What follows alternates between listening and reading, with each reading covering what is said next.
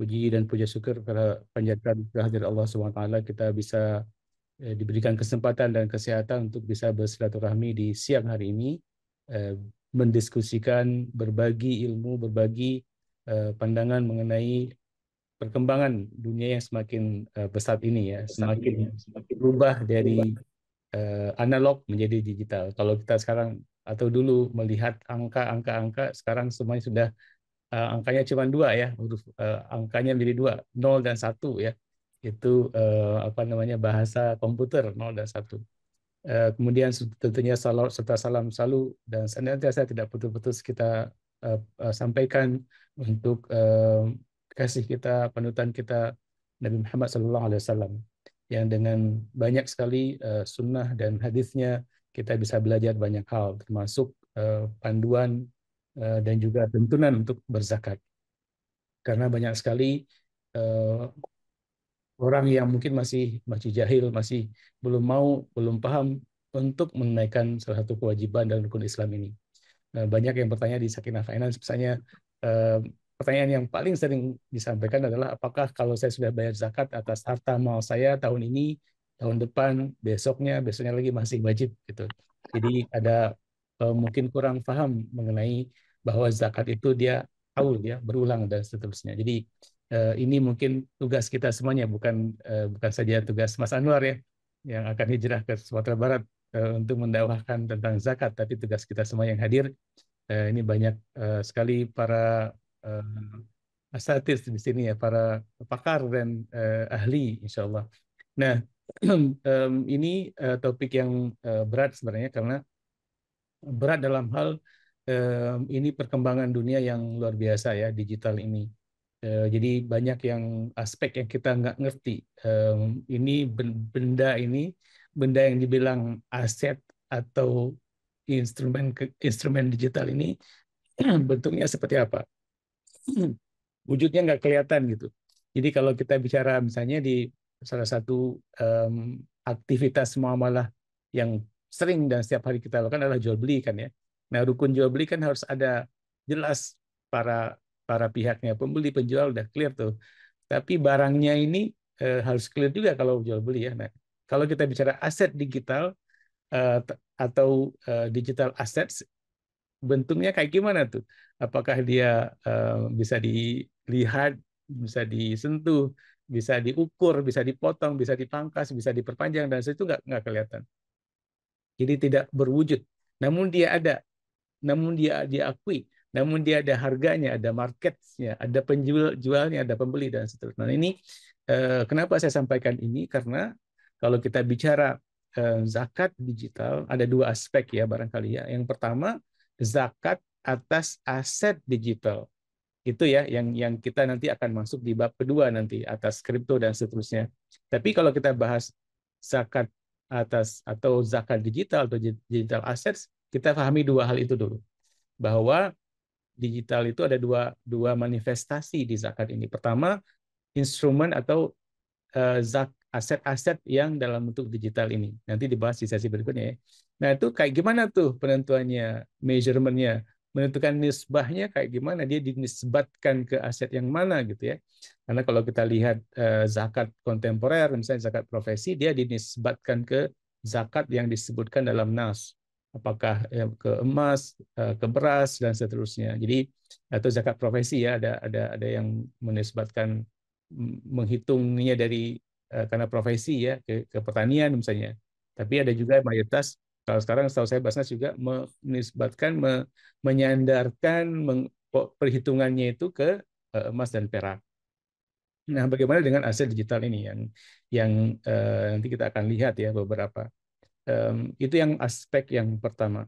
Kemudian yang kedua, penyalurannya atau pengumpulannya melalui mekanisme atau platform digital. Jadi dua hal sebenarnya kalau kita lihat bagaimana digital itu masuk ke zakat.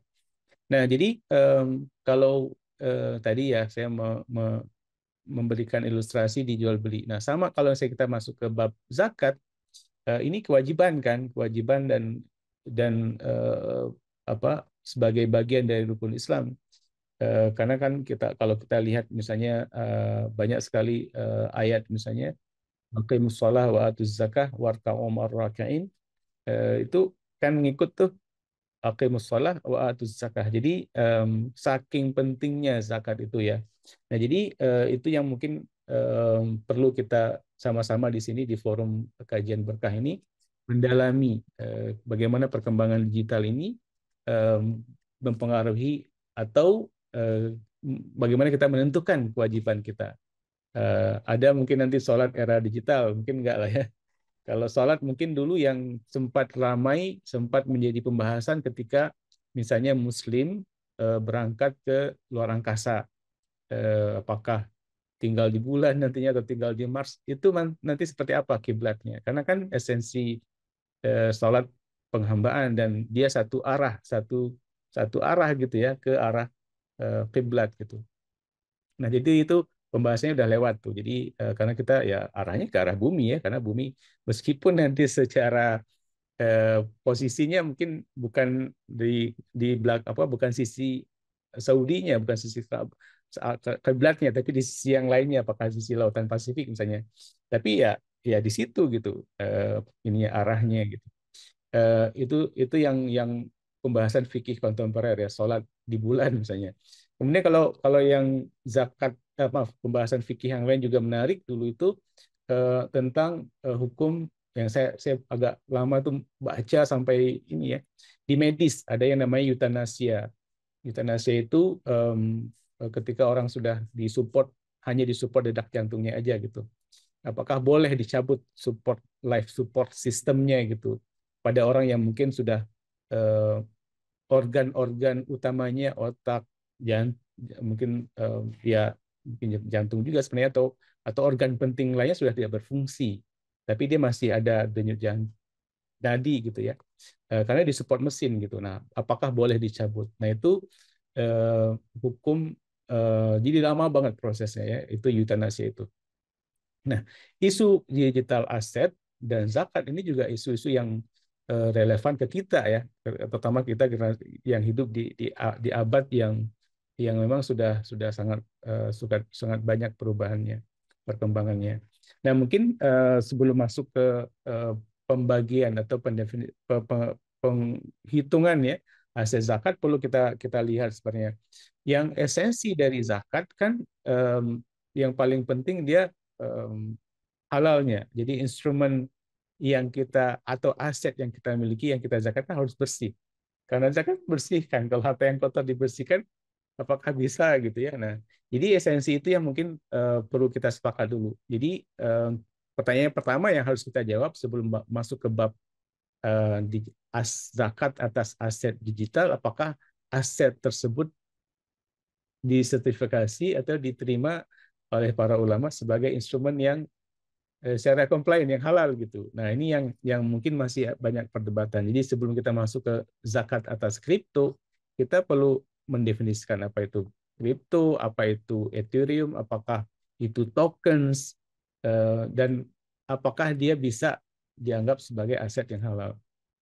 Nah, ini yang cukup banyak perdebatannya. Kalau misalnya kita ikuti pembahasan-pembahasan apakah itu di DSN, MUI misalnya, ataupun di beberapa tempat yang lain di Malaysia atau di Timur Tengah, ada pandangan terkait cryptocurrency ini. Jadi kalau dia sebagai, kesimpulan yang saya pahami sekarang ini, kalau dia sebagai aset, sebagai komoditas, sebagai barang, maka transaksinya itu boleh.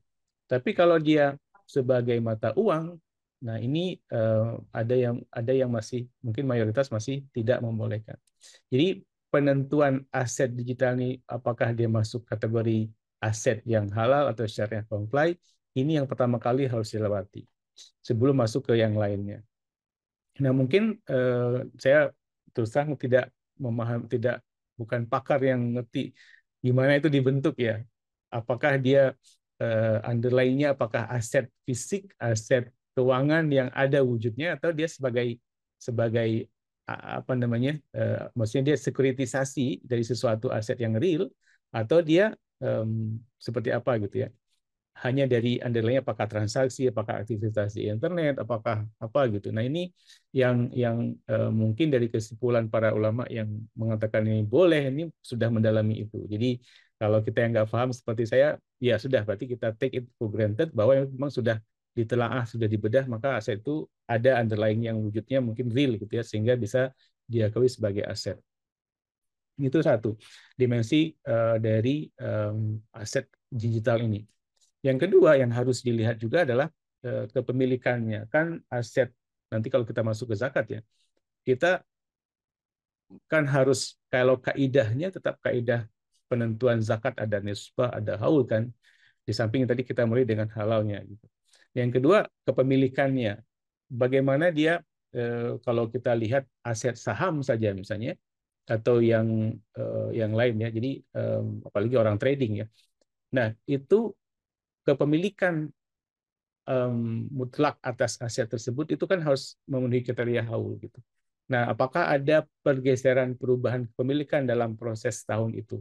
Nah, ini harus dipastikan juga. Jadi kepemilikannya harus bisa dipastikan ya. Nah, karena digital pasti dia punya cara ada logbooknya yang memang bisa dideteksi. Jadi pasti aset-aset digital itu sangat mudah dilihat pergeserannya kalau ada. Yang kedua, yang ketiga, aset-aset ini tentu saja sandarannya, nisabnya itu mana gitu. Nah, nisabnya ini yang mungkin nanti kita Ini dibahas udah yang bagaimana Mas, menentukan thank nisabnya. you. Tapi kalau kita melihat instrumen keuangan yang selama ini Masih banyak. dihitung zakatnya, ditentukan kadar zakatnya, dia disandarkan ke emas dan perak, jadi 2,5%.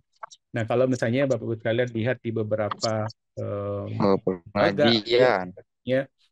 sudah punya mesin hitung dari zakat digital tersebut. Ya, misalnya kalau kita lihat eh, Kayak keluarga banget sih gitu. yang Sama yang satu lagi yang unmute dulu yang bocor silahkan panitia di unmute. Nah, jadi misalnya ada satu lembaga kayak saya kalau saya di Malaysia ya, dia sudah punya engine untuk menghitung zakatnya. Tapi esensinya sama aja sebenarnya. Jadi dihitung harganya. Cuman mesin ini bisa menarik harga yang seperti kalau misalnya kita cek di Basnas atau di website zakat emas perak berapa. Jadi dia langsung ditarik data harga emas pada saat dicek tersebut. Ini sama. Jadi dia mesin ini sudah punya akses ke mungkin marketplace-nya kripto. Jadi ketika kita masukkan aset digital ini, harga pasar pada saat dicek itu langsung kelihatan, langsung terdeteksi. Dan kalau sudah kedeteksi, maka langsung kita bisa hitung dikalikan 2,5%. Jadi sederhana saja sebenarnya. Tapi yang maksud saya menghitung kadar, menghitung kewajiban zakatnya sederhana. Sepanjang kita bisa hitung aset tersebut nilainya pada saat kita mau bayar atau pada saat sudah haul. Jadi syarat kriterianya nggak berubah kan. Ada nisabnya, sandarkan dengan 85 gram emas, hitung aja gitu minimal berapa kalau sudah nilai kripto tersebut. Yang kedua, haulnya, apakah sudah setahun holdingnya, dan itu bisa dideteksi. Yang ketiga, atau mungkin yang pertama paling penting adalah bahwa kita yakin bahwa aset ini memang sudah memang halal gitu, bisa instrumen yang secara compliant. Karena meskipun ada Bitcoin, ada Ethereum, ada macam-macam itu, ada tokens-tokens juga. Karena ada tokens yang memang ada lainnya tuh aset yang bisa jadi misalnya aset di saham atau aset yang seperti apa. Saya nggak begitu familiar ya. Misalnya kalau misalnya underlying-nya kan banyak sekali. Nah, apakah underlying itu adalah aset-aset yang syariah compliance misalnya. Nah, ini yang perlu kita pahami, perlu kita pastikan gitu ya. Jadi proses dari sisi objeknya, kemudian dari sisi memastikan dia kriterianya sudah terpenuhi, apakah itu nisab, haul, baru kemudian kita masuk ke proses pembayarannya. Jadi kalau kalau itu sudah terpenuhi, sudah syaratnya sudah terpenuhi, maka ya bayarlah zakat tersebut gitu ya dengan cara apapun. Jadi Bapak sekalian, kalau kita misalnya ya melihat apa saja aset digital itu banyak sekali. Jadi dia berkembang terus karena sesuatu yang baru gitu ya.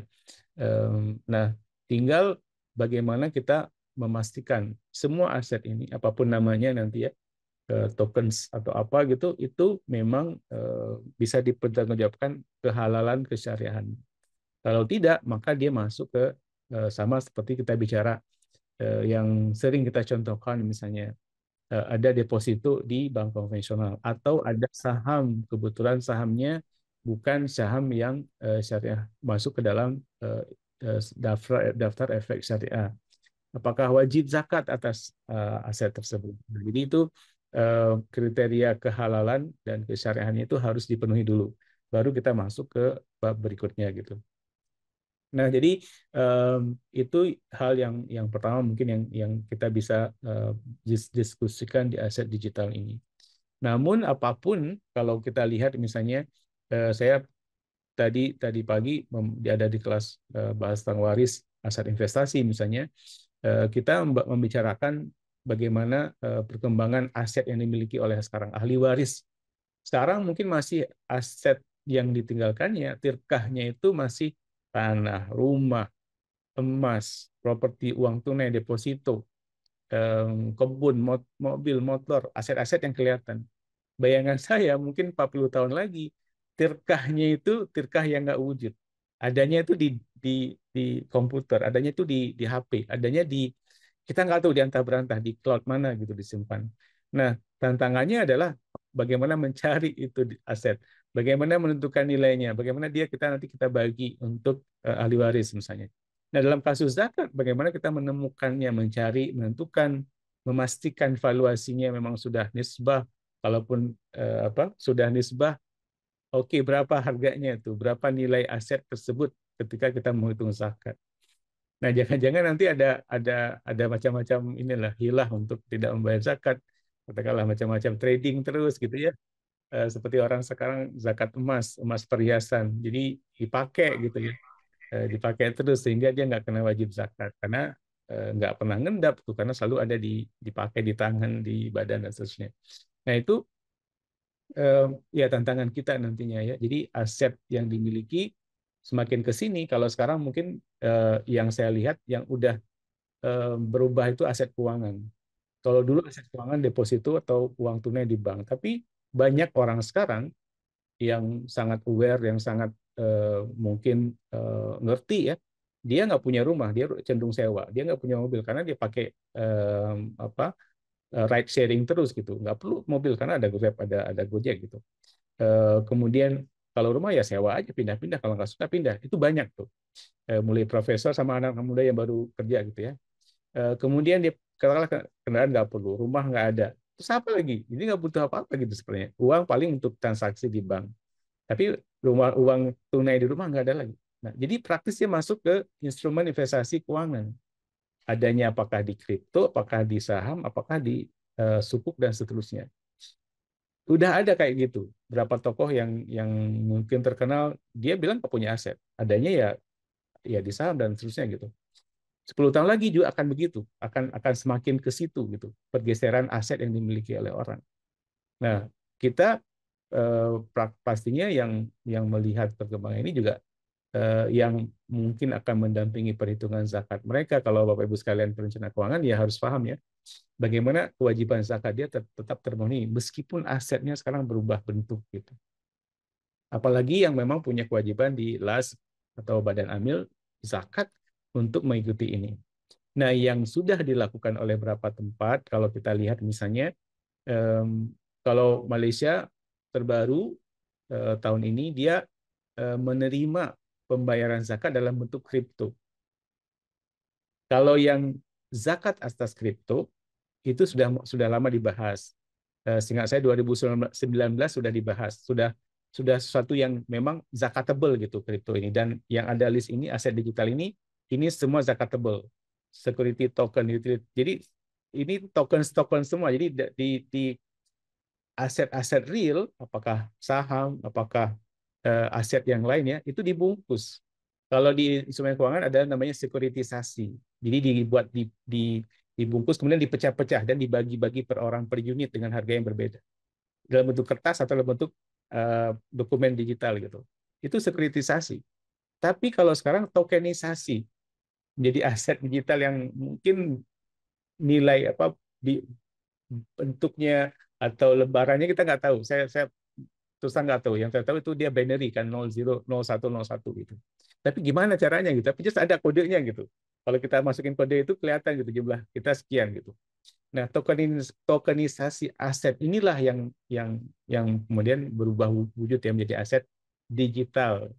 Nah, jadi tugas kita apalagi yang tadi ya yang dibahas last itu mengikuti tren ini. Jadi aset zakat atas aset digital itu sudah cukup lama. 2019 ada satu dokumen yang menarik, bagus banget ya. Itu nanti bisa saya share di grup. Jadi itu dokumen yang memang menjelaskan secara real apa aja aset, kemudian metode perhitungannya, dan sebenarnya sederhana aja gitu. Yang repot, yang lama itu pembahasan mengenai aset ini. Kemudian perhitungannya dinisbatkan ke emas perak. Jadi zakat atas aset sudah, kemudian pembayaran zakat dengan aset digital juga sudah diterima oleh Malaysia ya. Nah, cuman ini yang berbedanya adalah cryptocurrency yang disebut sebagai pembayar zakat itu dia dianggap sebagai apa? Sebagai aset atau sebagai mata uang gitu. Nah, ini apa? Tapi setahu saya sebagai aset ya, sebagai apa? Ya aset lah, digital aset bukan sebagai currency. Nah, yang ketiga yang interaksi digital dengan zakat adalah mekanisme pengumpulan, pungutan, dan penyaluran zakat secara digital. Nah, Basnas dan LAS di Indonesia sebagian besar baru masuk ke fase atau tahap ini setahu saya. Misalnya kalau kita lihat ya, pengumpulan zakat via digital. Nah, ini bicara melalui digital. Apakah itu mobile banking mungkin disebut digital. Pembayaran melalui marketplace karena dia di e-commerce digital. Kemudian pembayaran melalui website digital. Melalui aplikasi Baslas punya aplikasi itu digital. Jadi fokusnya di digital ini. Jadi kalau kita lihat pembahasan di Indonesia masih mungkin ya sependek pemahaman saya masih di situ mayoritas ya. Mungkin yang lain sudah masuk ke ranah yang disebutkan tadi. Jadi ini masih bicara itu dan itu masih apa namanya sangat kecil ya dibandingkan potensi zakat keseluruhan dan juga potensi transaksi. Jadi kalau kita lihat misalnya transaksi digital untuk perbankan meningkat double digit setiap tahunnya di digital. Kemudian preferensi orang untuk transaksi digital juga lebih tinggi sekarang ini. Mungkin hampir sama ya. Di beberapa kalau kota besar sudah jauh tuh. Terlihat dari peredaran uang tunai itu semakin sedikit, bisa dicek data BI misalnya. Tetapi yang tidak berkurang adalah pembayaran THR atau pembayaran duit raya ya angpau itu masih masih uang tunai. Makanya BI menyediakan begitu banyak berapa puluh triliun untuk tahun ini untuk orang nukar gitu ya. Kelihatannya kalau duit raya kita nggak mau pakai digital ya, karena pengen uang barunya mungkin apa bukan duit beda. Nah, itu yang tidak berubah. Nah, jadi yang di Indonesia dilakukan adalah itu. Kalau kita lihat trennya memang meningkat dari tahun ke tahun. Jadi kan kelihatan tuh bahwa pengumpulan zakat melalui berbagai channel digital tadi sudah semakin menjadi pilihan orang. Jadi seperempat pertumbuhannya sampai 23%. Kemudian kalau kita lihat data Basnas yang lain preferensinya juga ya mungkin masih 21% ya. Seperempatnya ya lah belum ya mendekati seperempat. Mayoritas masih pakai transfer bank. Kemudian donasi digital juga semakin banyak. Jadi kalau kita lihat sebenarnya preferensi yang berubah ini mengharuskan kita juga merubah layanan zakatnya. Jadi kalau kita lihat, Bapak Ibu sekalian, kalau kita bicara zakat digital ini ada 3 dimensi. Jadi mungkin saya bisa rangkum dulu ya, nanti kita bisa diskusi lebih panjang mungkin. Ini sebagai pengantar, kalau kita bicara zakat digital ada 3 aspek. Yang pertama mungkin yang paling sederhana ya pembayarannya Kalau penyaluran mungkin kita masih melihat di Indonesia masih manual ya, masih diantar langsung atau transfer lah ya. Tapi mayoritas ke mustahik kita memang serahkan. Apakah itu pakaian, apakah itu makanan, apakah itu uang dan seterusnya. Jadi masih eh, secara langsung begitu. Tapi pengumpulannya sudah pakai kanal digital. Yang kedua, zakat atas aset-aset digital. Nah, tadi untuk aset-aset digital memang kita harus benar-benar tentukan bahwa barang tersebut, objek tersebut memang barang yang halal, aset yang bisa dipegang oleh kita karena sudah memenuhi kaidah syariat, dan aset tersebut juga holdingnya, eh, dipegangnya, dikuasainya itu selama setahun ya, sudah memenuhi kriteria syarat haul. Kemudian dia pricingnya sudah ketahuan ada price-nya, ada harganya, ada marketnya untuk penentuan harganya supaya dia bisa dihitung nisabnya. Dia nggak ada kadar ya, kalau kalau setahu saya dia nggak ada kadar ya, satu kripto mungkin satu Bitcoin setara 90.000 US dollar misalnya. Ya, kalau orang punya satu kripto udah pasti gitu. Tapi kalau punya setengah masih. Nah, berapa minimum itu ya setara dengan nilai emas. Kalau emas sekarang terakhir kan hari Jumat 1.700.000 lebih segram gitu. Jadi kali 85 dapatlah nisabnya. Nah, jadi nilai rupiahnya dicek juga yang kripto tadi, aset kripto. Yang ketiga dimensi digitalnya adalah pembayarannya melalui instrumen ataupun aset digital ini. Jadi Malaysia sudah melakukan itu. Pertanyaannya apakah boleh ya? Mereka sudah dalami gitu ya pembahasannya. Mungkin kita bisa kalau boleh saya share sedikit. Ini nanti bisa bagus kalian bisa lihat. Jadi ini apa yang dilakukan. Jadi sebenarnya saya sebutkan tadi. Jadi aset ini kan apa ya? Perhitungannya sederhana sebenarnya. Jadi dia metodenya current. Jadi harga sekarang yang dipatokan. Kemudian apa? Ada wallet juga bisa tambah otomatis ini. Nah ini kan asetnya terserah kita gitu. Mau kripto, katakanlah kripto. Saya juga nggak familiar ya. Kemudian nilainya berapa gitu bisa didolarkan misalnya. Apakah 5.000 misalnya. Nah 5.000 apakah sudah masuk zakat gitu. Nah jadi kalau 5.000 harusnya sudah ya. Jadi asetnya kemudian dia total value-nya mana?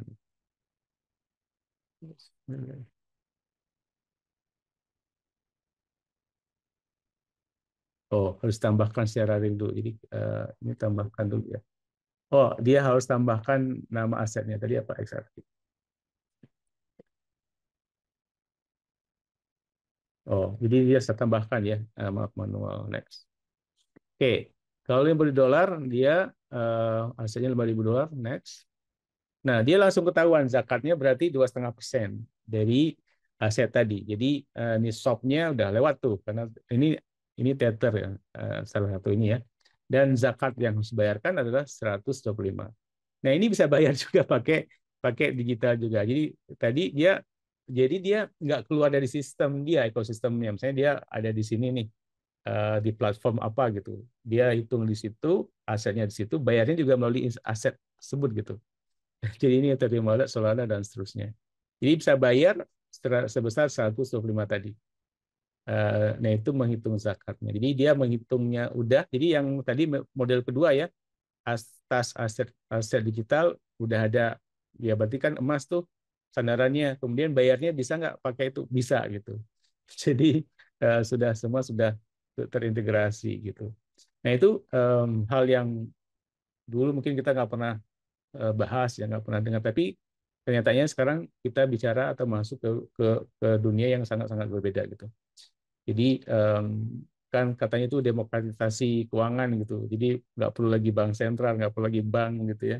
Semuanya dalam dalam dunia maya gitu. Tadi kelihatan tuh hitungnya di situ, asetnya di situ bisa ditarik dari wallet kan. Kemudian bayarnya juga dari instrumen itu, dari Solana, Ethereum dan seterusnya. Jadi dia akan masuk ke pocket. Dugaan saya last bus pun dia harus punya akun atau wallet cryptocurrency untuk menampung zakat tersebut gitu. Nah, pembayarannya ke mustahik kayak gimana gitu? Ada nggak mustahik kripto gitu? Ya mungkin suatu waktu mustahiknya ketika udah nggak ada lagi uang kertas, mungkin bayarnya pakai kripto. Jadi bayarnya udah ke kripto juga, gitu. Nah itu semakin pusing ya. Tapi itu barangkali ya sebagai pengantar.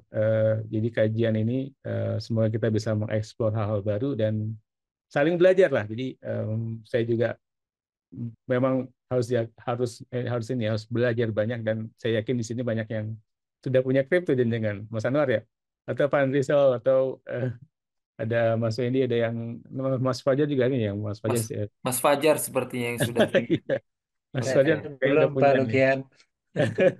Bisa sharing-sharing. Tapi itu barangkali sebagai pengantar diskusi kita. Wallahu a'lam bishawab. Demikian. Assalamualaikum warahmatullahi wabarakatuh. Saya kembalikan ke Kang Anwar. Waalaikumsalam warahmatullahi wabarakatuh. Masya Allah, luar biasa ya. Kita dibuka dengan materi yang sangat berbobot. Ini jadi banyak catatan ya. Banyak catatan, banyak PR yang saya harus pelajari lebih lanjut lagi. Mungkin sedikit mereview Bapak dan Ibu. Tadi Pak Lukian menjelaskan bahwa dimensi zakat digital itu ada 3 dimensi yang perlu kita bahas. Dimulai tadi ya, yang sudah biasa kita lakukan, dimulai dari pengumpulan dan pembayarannya ya, yang sudah biasa dilakukan di Indonesia melalui akses digital. Kemudian yang harus kita perhatikan, yang kedua adalah dimensi asetnya. Ya, aset digital tadi, di mana ada beberapa kriteria gitu ya. Aset digital tadi bisa apa sudah memasuki kriteria wajib zakat atau tidak. Dimulai tadi ya, asetnya harus jelas kehalalannya, dimulai dari underlying asetnya dan lain sebagainya. Kemudian ada haul dan nisabnya, gitu ya, dan lain sebagainya. Kemudian yang ketiga, yang menarik ya, yang mungkin di Indonesia mungkin masih belum ya, Pak Lukian ya. Tadi bisa membayar zakat juga melalui tadi ya melalui aset digital lagi. Jadi tidak melalui uang cash gitu ya, tapi bayar zakatnya melalui aset digital lagi. Yang saya ya tadi mungkin kedepannya akan menjadi hal yang rumit tapi memang menarik untuk dipelajari. Bahkan mungkin kalau misalkan kita masuk ke dimensi yang pertama, Pak Lukian, kalau misalkan memang tadi pembayaran dan penyalurannya sudah digital juga akan sangat menarik ya Pak Lukian ya. Apalagi mungkin untuk bab-bab sedekah ya, mungkin nanti di pinggir jalan tuh mulai banyak tuh orang-orang yang nggak nerima lagi uang cash gitu ya, tapi pakai barcode gitu ya. Jadi nanti yang minta sumbangan-sumbangan gitu ya, yang minta-minta di pinggir jalan tuh sudah tidak minta lagi uang cash, tapi sudah menyodorkan apa QRIS atau barcode. Di menarik untuk kita pelajari lebih lanjut lagi ke depannya. Tapi saya yakin Bapak dan Ibu, seluruh sahabat Sekina Finance sudah banyak hal yang ingin ditanyakan dari materi yang disampaikan oleh Pak Lukian. Tapi karena waktu kita terbatas dan agar maksimal waktunya, kita akan lanjut terlebih dahulu ke tema kita yang kedua. Yang Alhamdulillah sudah bergabung juga bersama kita pematerinya. Ada Madam Ani. Kita akan langsung masuk ke tema yang kedua, yaitu tentang zakat wajib, kemudian posisi pajak seperti apa. Kemudian ada zakat kripto seperti apa, kemudian zakat emas di bank Bullion. Saya yakin Bapak dan Ibu juga pernah gitu ya membaca-baca mengenai tema ini. Maka akan langsung kita bahas bersama dengan pembicara kita, dengan Madam Ani. Madam Ani, dipersilahkan. Terima kasih, Kang Anwar. Bismillahirrahmanirrahim. Assalamualaikum warahmatullahi wabarakatuh. Waalaikumsalam Selamat warahmatullahi siang wabarakatuh. semuanya. Salam sejahtera untuk kita semua. Alhamdulillah nasta'in wa nastaghfiruh wa na'udzubillahi min syururi anfusina wa min sayyiati a'malina. May yahdihillahu fala mudilla lahu wa may yudlil fala hadiya lahu. Asyhadu an la ilaha illallah wa asyhadu anna Muhammadan abduhu wa rasuluh. Allahumma shalli ala sayyidina Muhammad wa ala ali sayyidina Muhammad. Rabbi syrah sadri wa yassir li amri wa luqdatam min lisani yafqahu qawli. Subhanaka la ilma lana illa ma 'allamtana innaka antal alimul hakim. Sadaqallahul azim. Yang dimuliakan segenap yang hadir pada hari ini dan tentu saja wabil khusus Pak Lukian Tamani yang sudah banyak sekali memberikan pencerahan kepada kita semua dan ada tamu-tamu istimewa, semuanya istimewa di sini hari ini ya.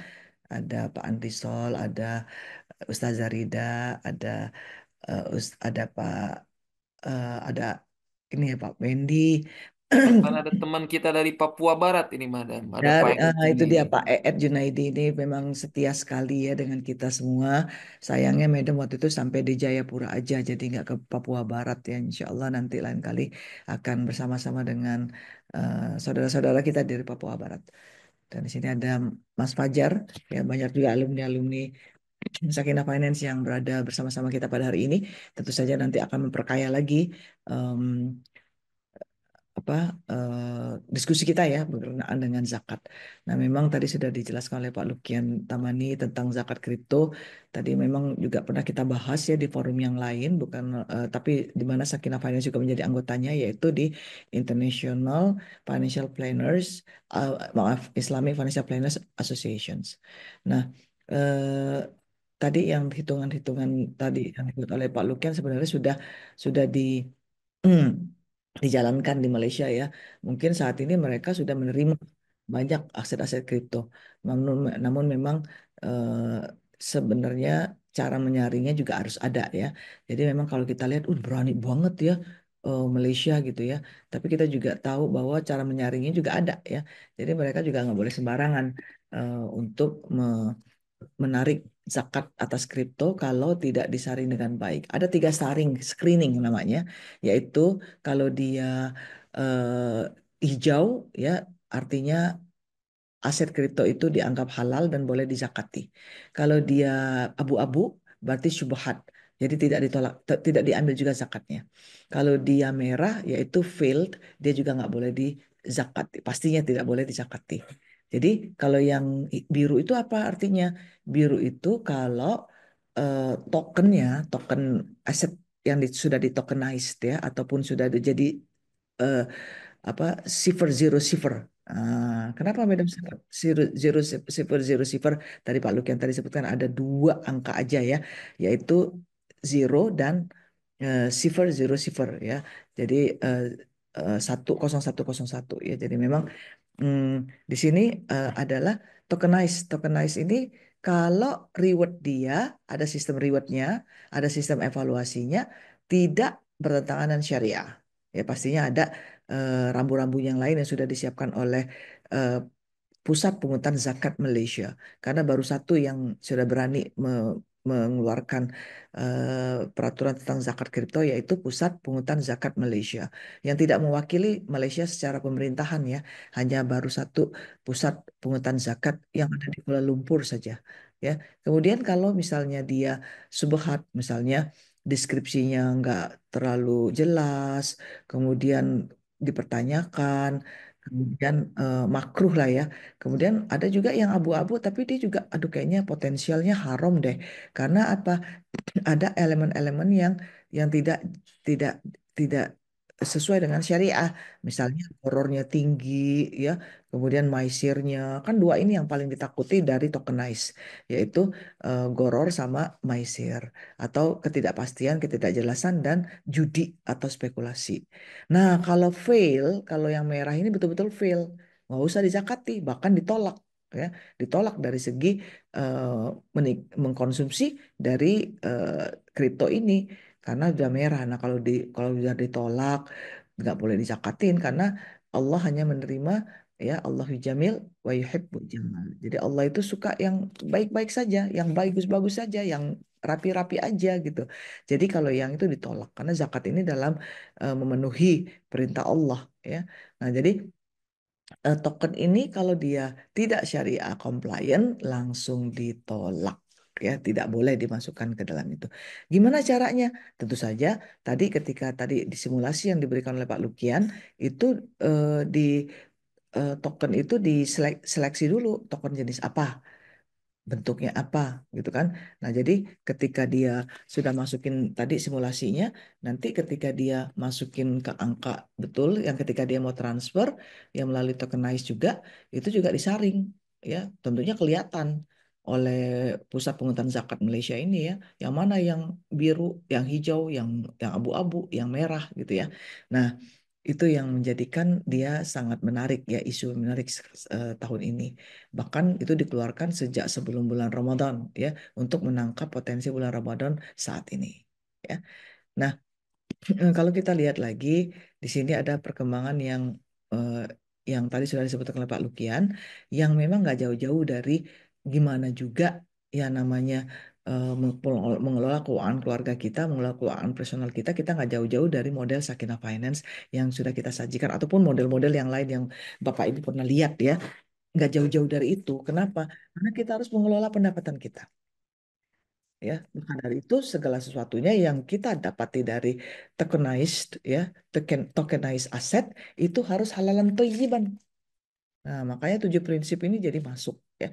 Kemudian kebutuhan, dari kebutuhan itu kita juga ada mengeluarkan zakat, infak, sedekah, wakaf, suatu kebutuhan karena nomor satu harus dikeluarkan duluan bahkan zakat itu ya. Makanya disebut kebutuhan yang memang harus dikeluarkan lebih dahulu ketika sebelum kita mengkonsumsi pendapatan kita.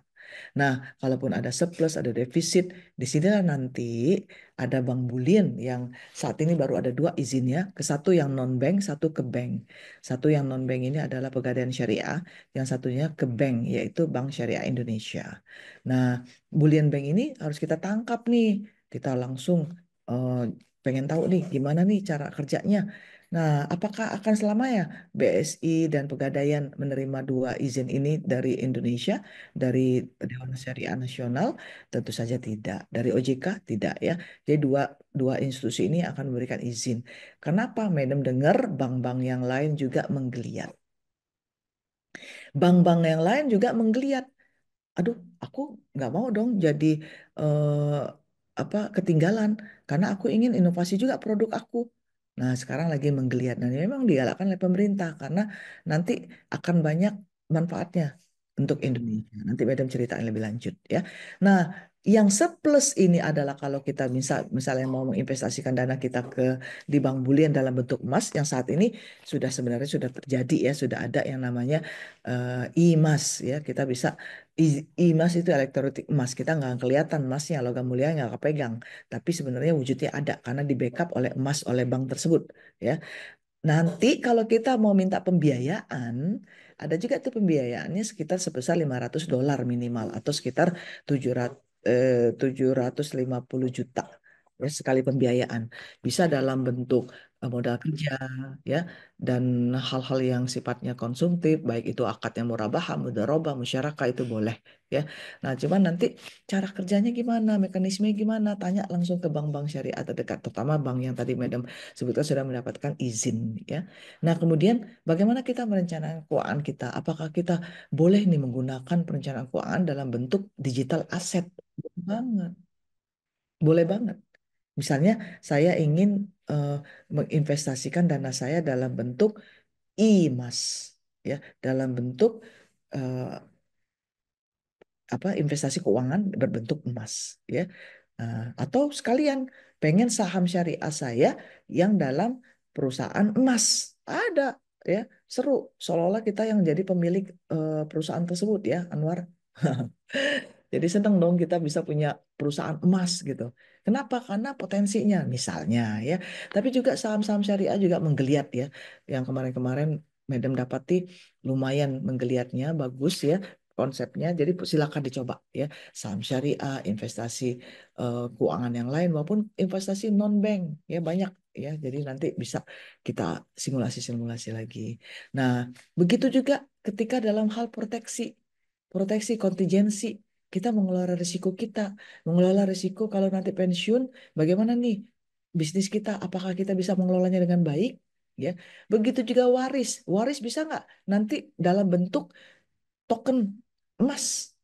Ah, Anwar. Jadi nanti Anwar dapat waris dalam bentuk digital assets. Ya, apalagi sekarang nanti Bank Indonesia akan meluncurkan CBDC atau Central Bank Digital Currency. Nanti rupiah nggak ada lagi untuk buat kerokan ya. Mohon maaf ya. Sekarang kerokan banyak banget nih duit kita di rumah. Siapa yang punya emas? Siapa yang banyak koinnya di rumah? Tunjuk tangan. Saya madam, saya Nah, 2 toples. 2 toples. Pak Adrisol juga. Siapa lagi? Siapa yang punya duit koin di rumah? Baik rupiah maupun mata uang asing. Siapa? Coba di sini. Siapa yang punya? Kok cuma sedikit sih?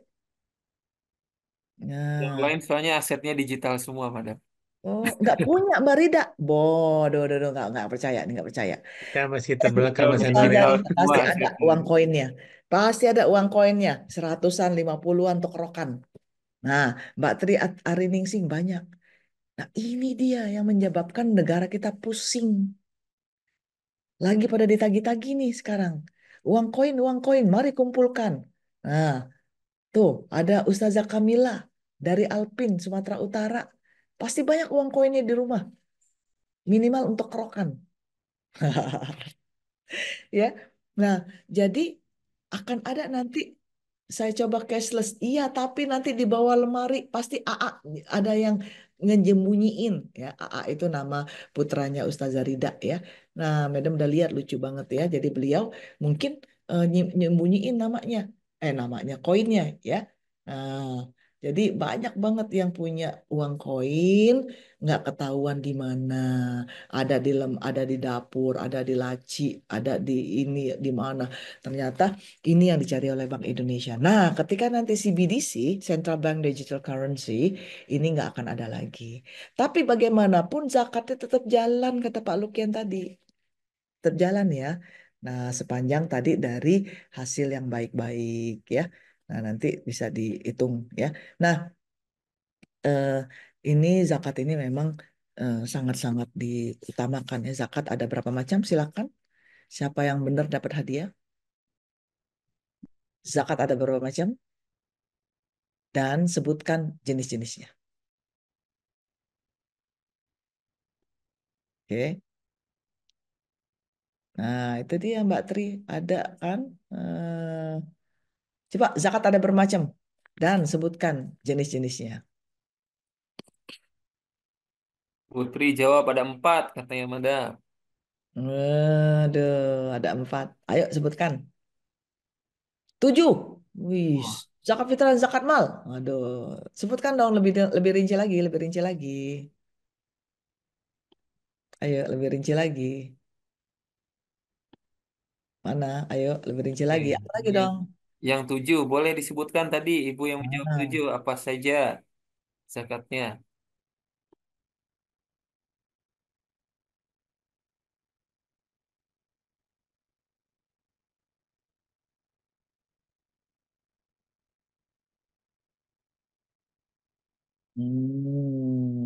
Ini eh, lemes atau males ya? Kan sama-sama les-les gitu. Itu Bu Muriani, Madam, yang namanya hampir mirip Madam, menjawab kata ada zakat harta, profesi, peternakan, mal, perdagangan, warisan, gitu.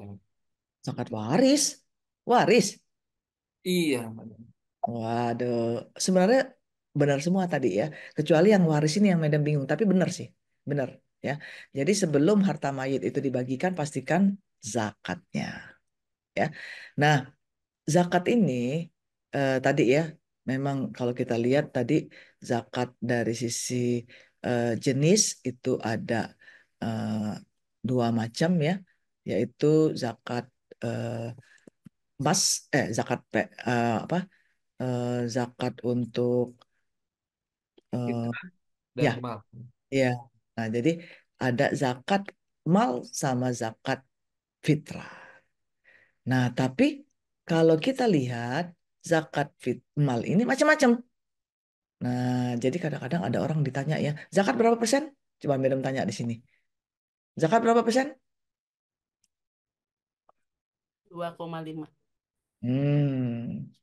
Ada lagi yang jawab lain?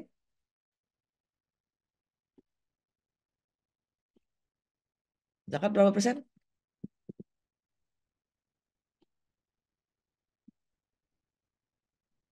Bu Nur Hayati sepertinya ingin menjawab, Bu Nur Hayati. Monggo.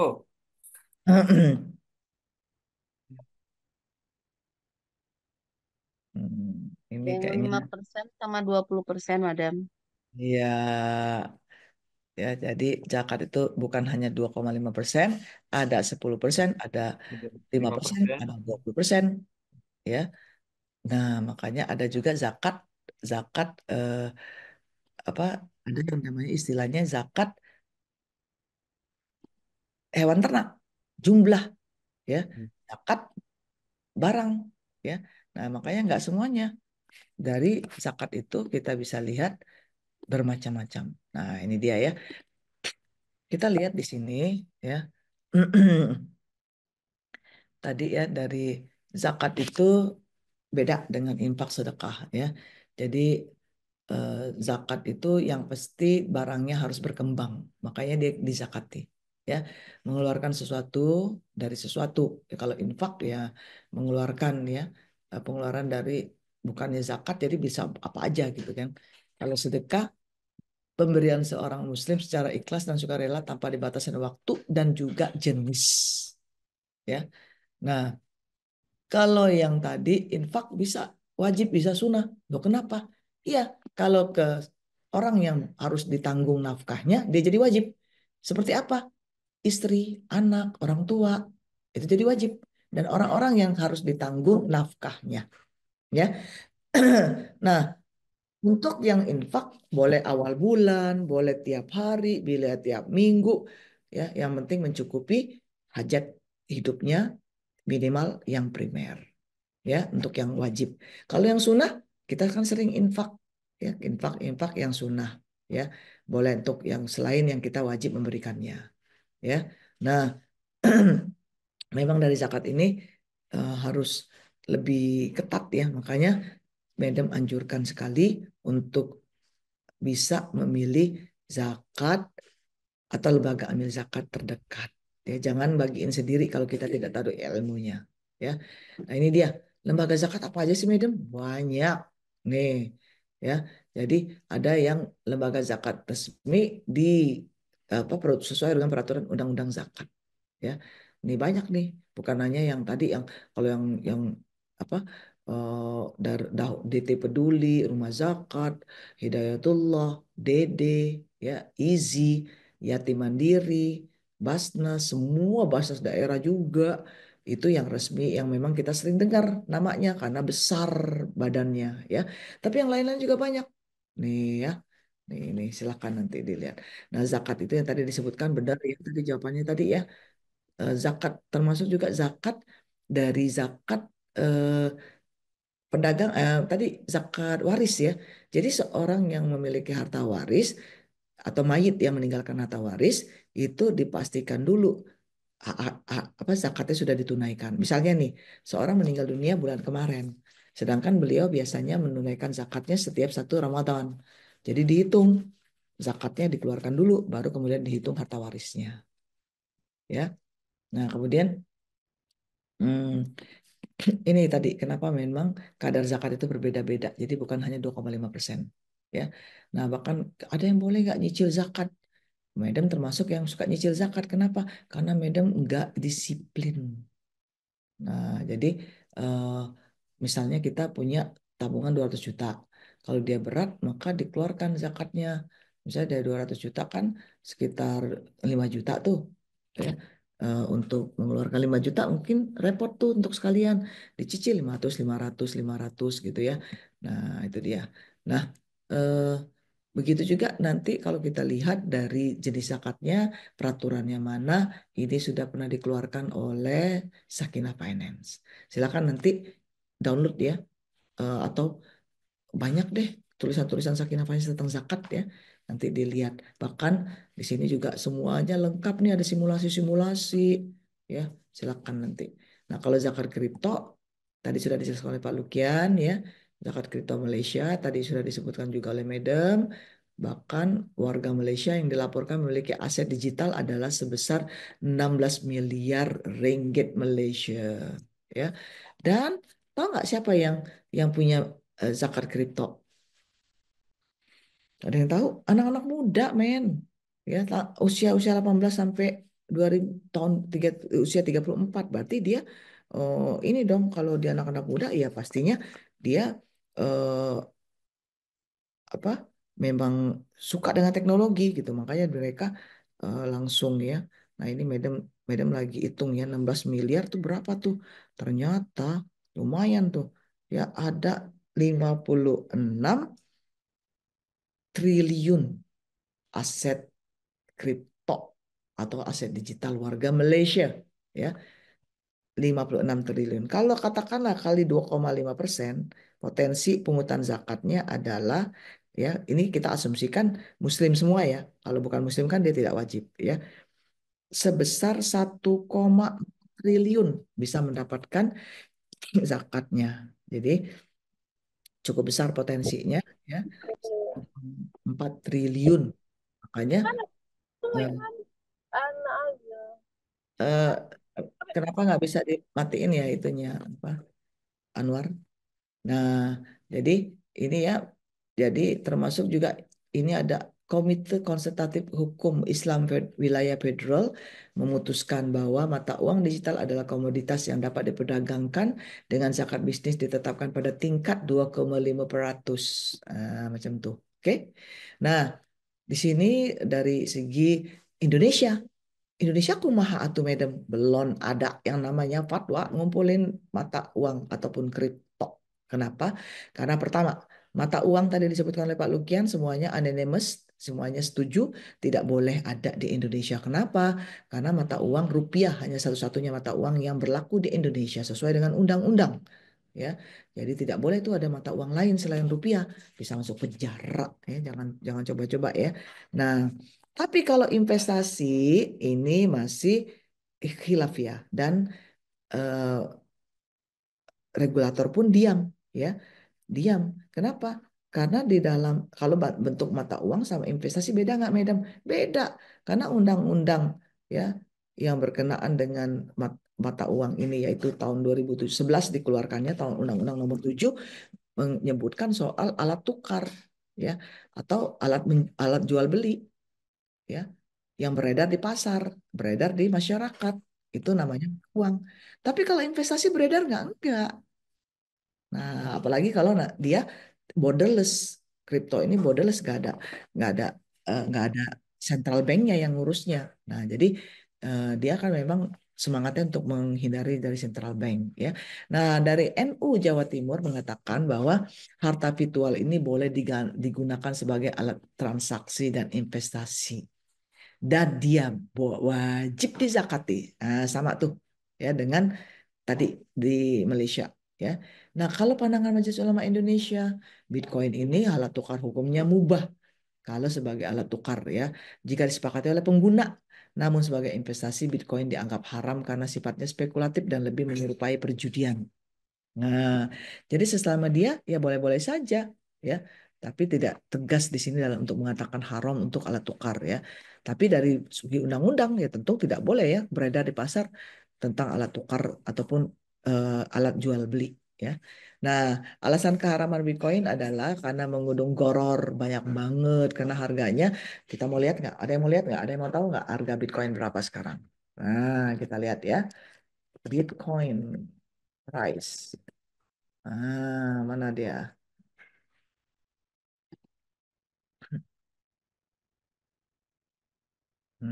Kita lihat yang rupiah aja deh. Harga. Hmm. 1,388 eh 1,3 miliar per Bitcoin hari ini. Nah, mau lihat, mau lihat, mau lihat.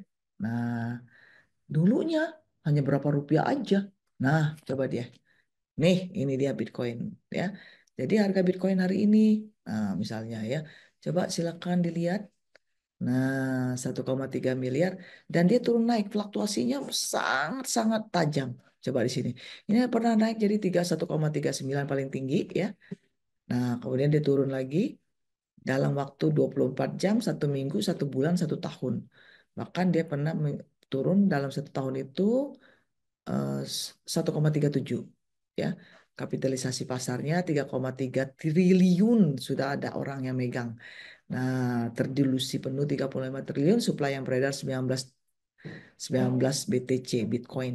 Ada 9 habis sampai 20 ribu 20 juta Bitcoin ya. Nah, supply maksimum Bitcoin adalah 21 juta. Wah, kalau gitu udah mau habis nih, Madam. Iya kali ya. Pak Lukian udah beli belum nih Pak Lukian? Udah mau habis nih. Karena supply maksimumnya cuma 21 juta. Sekarang sudah beredar 19,7 juta. Jangan-jangan Mas Fajar nih ada di sini. Ya. Nah, di sini ada volume globalnya 1,5 triliun, nilai terkuncinya 7,9 miliar. Nah, ini dia ya. Silakan. Bitcoin ini ada nggak di sejarahnya ya? Kalau tahun 2009, satu Bitcoin, mohon maaf nih, satu Bitcoin dulu berapa nih ya? Di sini satuan terkecil, Satoshi. Satu Bitcoin itu kira-kira 100 juta ya. Tapi nilainya dulu hanya beberapa aja gitu ya. Jadi Bitcoin itu tidak tidak setinggi ini sekarang. Oke.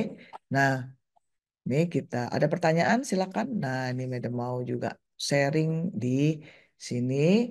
Kita mau cepat saja tentang Bank Bulian. Nah, ini dia ya. Bank Bulian kenapa sih Indonesia ribut banget sama Bank Bulian? Ya karena cadangan emas Indonesia itu ada 78,3 ton, nomor 43 terbesar di dunia. Namun Indonesia ya 10 negara penghasil. Nah, ini cadangan emas terbesar ini naik sekarang jadi nomor 6 ya terbesar di dunia atau punya cadangan emas 2.600 ton ya. Nah, kemudian naik ya dari dari hitungan-hitungan kemarin ternyata Indonesia ngitung sendiri OJK dan ternyata ini dari Amerika sendiri ngitung ya atau US Geological Survey ya lebih tinggi nih. Nah, ternyata Indonesia itu menghasilkan emas termasuk Pak EF Junaidi. Nah, ini menghasilkan emas nih di Papua Barat ya di Freeport ya ini ya di negara kekuasaannya atau daerah kekuasaannya Pak E.F. Junaidi ya. Indonesia itu nomor 8 penghasil emas terbesar di dunia yaitu 110 juta atau sepertiganya kurang lebih dari Cina. Keren nggak? Keren nggak? Tapi mohon maaf ya, di atasnya ada Meksiko, Kazakhstan, US, Kanada, Rusia, Australia, Cina. Ya, ini kayaknya masih belum yang ketahuan lagi Indonesia tuh emasnya berapa ya. Dan harga emas di Indonesia itu dari 5 tahun terakhir, coba lihat nih, twing, twing, twing, twing. Nah ini dia, ya. Nih coba harga emas 5 tahun terakhir itu sangat-sangat menjanjikan. Ya makanya harga emas sekarang kata Pak Lukian tadi berapa? 1,7 juta men, ya. Nah Di 1,7 kata juta. Pak Eet katanya Indonesia baru sekedar penghasil, madam, belum penikmat katanya. Nah, itu yang sedihnya kita. Makanya ini gerakan dari Bank Bulian ini adalah untuk supaya kita berada di hilirisasi dari hulu ke hilir. Jadi nggak kemana-mana. Mohon maaf, selain penghasil juga, Pak Ed, kita sedih banget nih, sedih banget. Kenapa? Karena selain menjadi penghasil juga kita hanya bisa menghasilkan bahan mentah emas. Terus kita kirim, kita ekspor untuk dijadikan emas batangan yang kuning-kuning itu ya yang banyak eh, dipakai untuk buat tas yang kelebihan uangnya sama baju emas jilbab emas aduh kumaha atuh ya nah itu eh, yang kuning-kuning itu dicetak di luar sedih banget dah padahal bisa dibuat di Indonesia untuk membuka lapangan kerja baru apalagi sekarang generasi Z banyak banget pengangguran ya nah ini bisa dijadikan lapangan kerja baru untuk bisa menghasilkan emas, memproduksi emas, menikmati emas. Ya, tapi harus ada banyak orang-orang soleh di kabinet, ya, di jajaran pemerintahan supaya bisa menertibkan ya peraturan-peraturan tentang emas ini di Indonesia. Ya, nih Bang Bulian dalam perencanaan keuangan syariah, Madam nulis nih ya di koran, tapi belum muncul-muncul udah seminggu. Aduh, editornya lambat banget dah ya. Mudah-mudahan cepat nih dikirim ya, langsung bisa dibaca semuanya. Apa sih perencanaan keuangan syariah? Nah, ini dia. Ternyata ketika disurvei, ya, kepemilikan emas di Indonesia juga masih sangat kecil. Ya, rata-rata dari 34 provinsi, jumlah orang yang tidak memiliki emas melebihi jumlah orang yang memiliki emas. Jadi hanya 17% di Indonesia itu punya emas. 83% nggak punya. Yang lain punya sih, cuman emas Jowo. Nah, itu ya. Nah, nih ini dia, ini foto anak Medem nih namanya Ryan Ampul. Nah, Ryan ini dulu suka ngutang-atik emas Medem nih. Nih ada satu emas namanya logam mulia ya. Mami, what is this, Mami? Tanya-tanya dia. Makanya Medem tulis di di artikel ya. Nah, terus eh, apaan? Ini ada orang ditanya, Berapa banyak orang yang tertarik dengan investasi emas? Ampun, Masya Allah, keren. Yang tertarik dengan investasi emas itu sebesar 88,3%. Nah, ini keren nih. Berarti Bang Bullion bakal banyak banget nih peminatnya. Ya, siap-siap aja nih bank-bank syariah lain juga menangkap. Oke. Nah, makanya perencanaan keuangan syariah ini ya, ini em, Madam menuliskan di artikel bahwa aktivitas bagi seorang individu ataupun lembaga dalam mengelola pendapatan, kebutuhan, seperti defisitnya, impian keuangan dan kontingensinya yang harus sesuai dengan prinsip-prinsip syariah. Ya. Dan emas sebagai aset itu stabil dan sesuai dengan prinsip syariat, ya, dapat menjaga harta dari inflasi sebagai tabungan jangka panjang, ya, dan dapat digunakan membayar zakat dan wakaf serta alternatif investasi halal tanpa spekulasi, ya. Nah, jadi Bank Emas Bullion ini nanti menawarkan layanan investasi emas, pembiayaan emas, pegadaian emas yang halal sesuai syariah sesuai dengan definisinya di Undang-Undang P2SK dan juga POJK terkait emas, ya. Nah, emas ini boleh apa emang, Madam? Kalau kita ke bank syariah, boleh, udah ada fatwanya. Minimal ada 2 fatwa berkenaan emas yang dikeluarkan, yaitu gadai emas dan jual beli emas secara tidak tunai. Ya, jadi tidak mengandung riba, goror, ya, maisir, daror, zolim, ya, dan menggunakan akad syariah. Ada qard, ada wadiah, ada murabahah, ada musyarakah, ada ijaro, ada hadiah, ada hibah, ya. Nah, kenapa sih syariah? Ini dia memang banyak yang kalau dia emas itu jadi alat tukar nggak boleh dijual beliin. Tapi kalau dia bukan alat tukar, dia komoditas, maka mengikuti dari para kaul ulama, ya, yang kalau dilihat dari hadisnya memang harus emas itu jual beli dengan emas, nggak boleh ada tambahan, ya.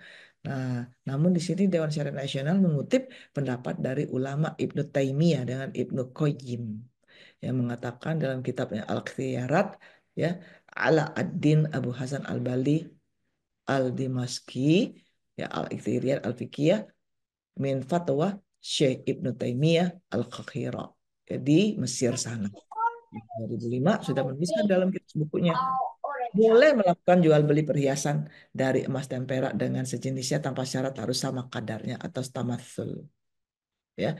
Dan kelebihannya dijadikan kompensasi atas jasa pembuatan perhiasan baik jual beli itu sebagai dengan pembayaran tunai maupun dengan pembayaran tangguh selama perhiasan tersebut tidak dimasukkan sebagai harga atau uang, ya, jadi bukan sebagai mata uang, ya. Perhiasan emas perak diperbolehkan karena pembuatan menjadi perhiasan yang diperbolehkan, jadi logam mulia, emas, kalung dan sebagainya itu boleh, ya. Nah, jadi boleh kalau dicicil, ya. Nah, zakat emas di Bank Bullion ini pastinya sesuai dengan tadi, ya.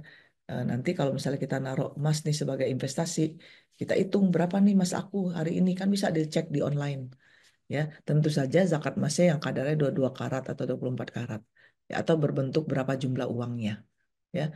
Nah, 85 gram tetap yang disebut oleh Pak Lukian tadi. Cara menghitungnya dikalikan 2,5%. Ditambah dengan aset-aset yang sejenisnya, seperti aset dari investasi, ya, saham syariah dan lain sebagainya. Oke, sukuk dan reksadana dan sebagainya. Nah, ini zakat versus pajak, ya. Nah, ini banyak orang pikir ini kok ada zakat ada pajak sih, Madam. Nah, ya. Jadi memang sifatnya wajib karena apa? Karena ada kekuasaan negara.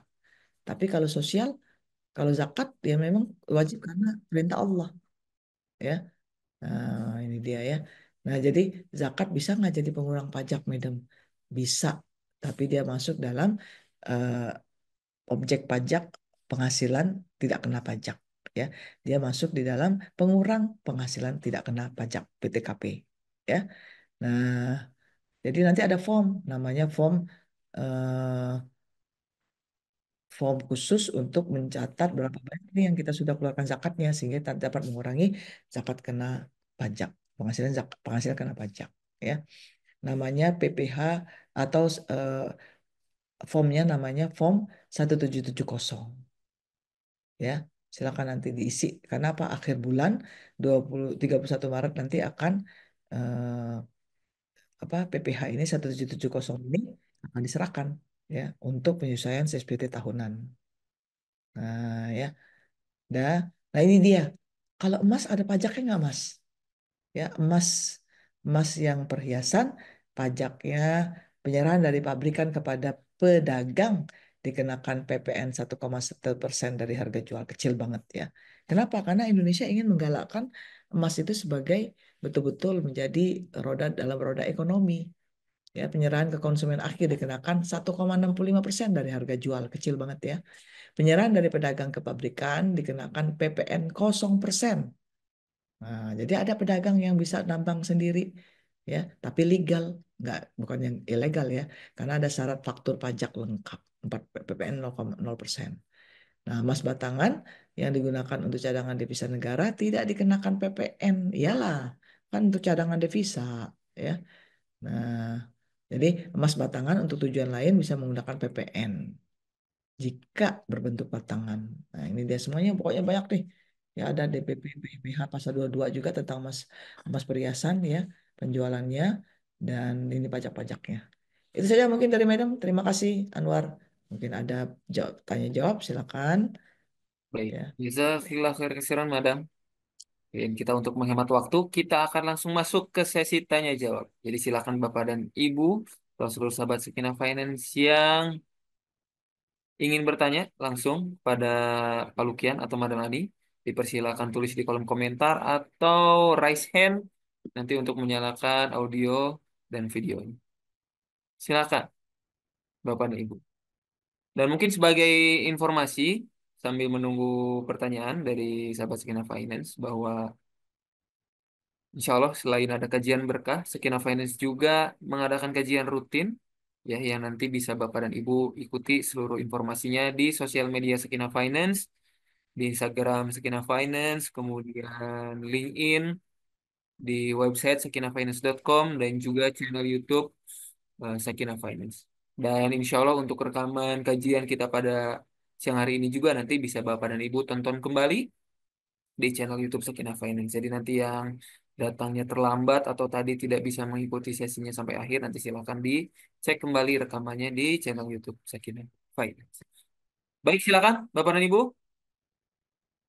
Oke, baik. Ada pertanyaan, Madam, dari Mbak Sri Indah. Untuk emas dan saham yang dalam posisi gadai, Madam, katanya. Bentar, apa? Posisi gadai sudah memenuhi unsur, apakah masuk ke dalam wajib zakat? Ya, kalau kita lihat dari gadai itu apa sih gadai?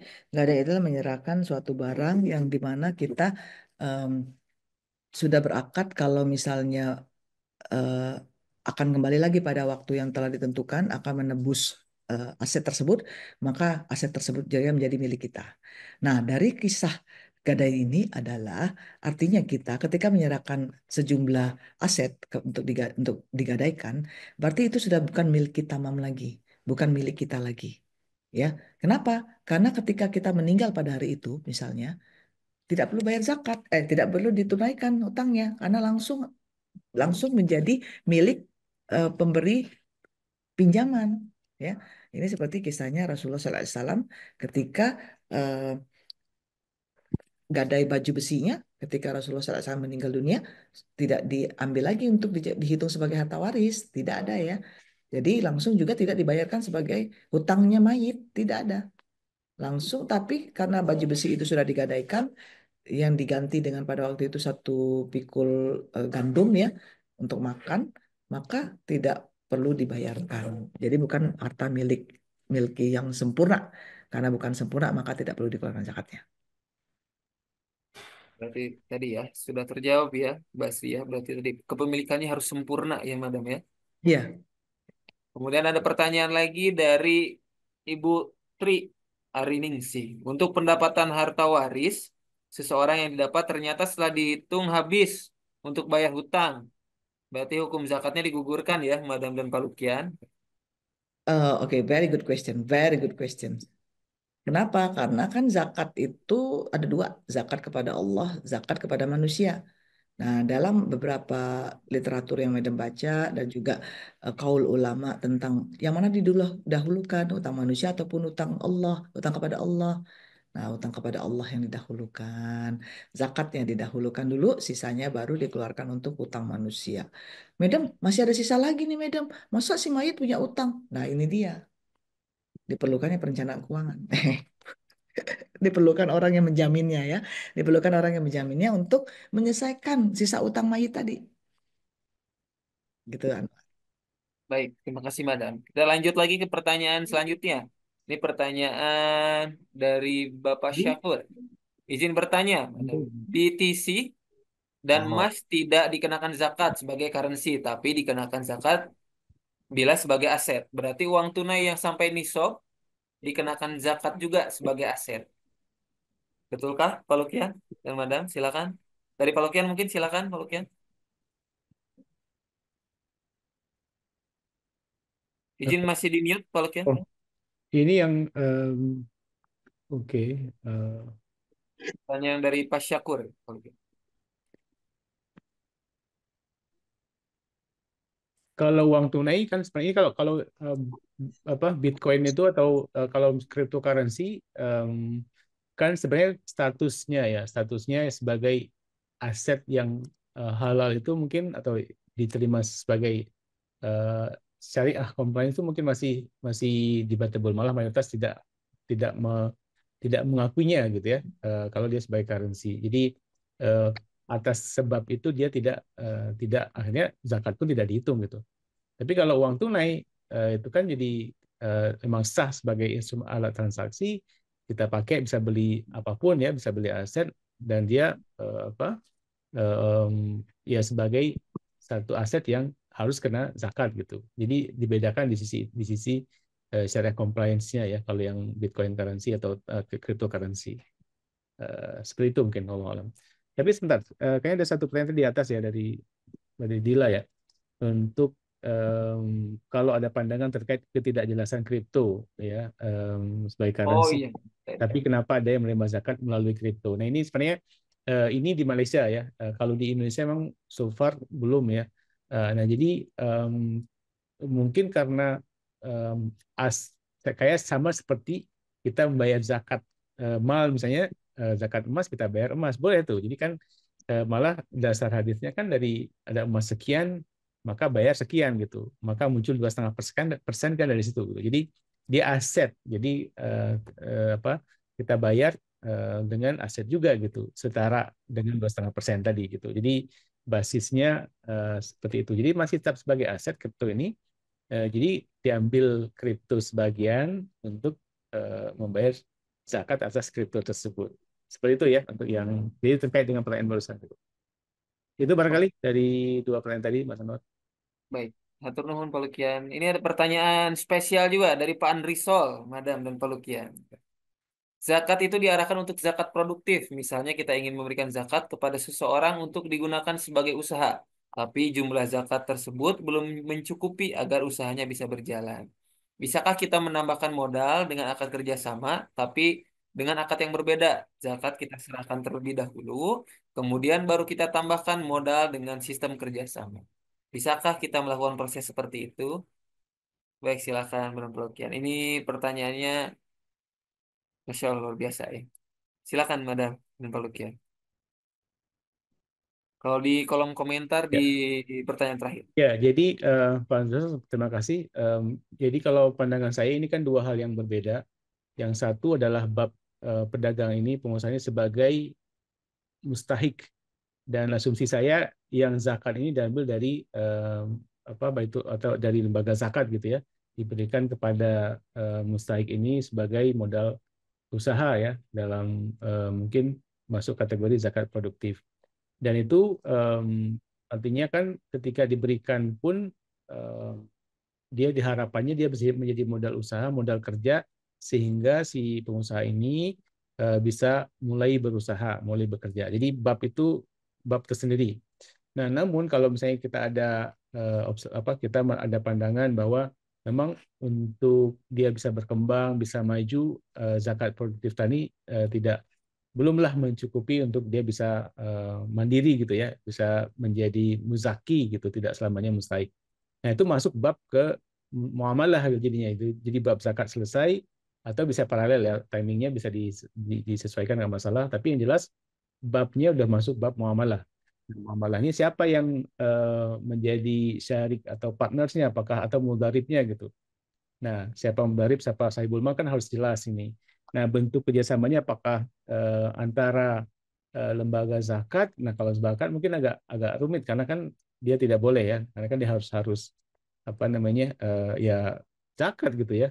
Malah mungkin ada konotasi negatif juga atau persepsi negatif bagi si penerimanya gitu ya, dianggap uang zakat, maka dia nggak ada kewajiban atau nggak berusaha supaya itu bisa berkembang usahanya. Jadi mungkin dengan individu, jadi individu yang menjadi partners mitranya sebagai syarik atau sebagai sahibul mal, maka itu ya di treat berbeda gitu. Jadi mungkin sebagai individu gitu, Pak Andusol ya. Jadi kalau akad kerjasama ini akad individu dengan individu jadinya gitu, bukan dengan lembaga zakat. Allah alam. Pak Terima Rizal, kasih Pak silakan. Lukian. Ya, Silakan. Mas Anwar, izin sebentar menambahkan penjelasannya, Pak Lukian. Kalau ini katakanlah mustahik dan muzakinya ini orang yang sama dengan sahibul mal dengan mudaribnya orang sama gitu. Nah, memungkinkan itu Pak Lukian ya, Eh, karena Iya, babnya kalau berbeda Pak kalau Lukian ya. memang Nah, ya muzakinya adalah misalnya langsung bayar langsung ya sebagai zakat mal misalnya, ya nggak masalah. Jadi itu zakat zakat meskipun nanti memang harus dipastikan atau biasanya kan kalau orang sudah menerima zakat kemudian apakah dia, saya nggak tahu kalau hubungan sudah baik mungkin sudah paham, nggak ada isu ya, jadi dia bisa membedakan bahwa ini zakat, kemudian satu lagi adalah akad kerjasama gitu. Secara setahu saya secara ketentuan atau aturan syariahnya, setahu saya nggak ada masalah begitu ya. Meskipun nanti lagi-lagi harus dicek Pak. Jadi mungkin saya harus hati-hati menyampaikannya karena kan kalau kita bicara akad muamalah, para pihak mudarib dan sahibul mal ini kan dia harus memenuhi kriteria gitu. Kriteria akab, cerdas, kemudian juga punya kemampuan, kapasitas itu juga harus harus dipastikan memenuhi gitu.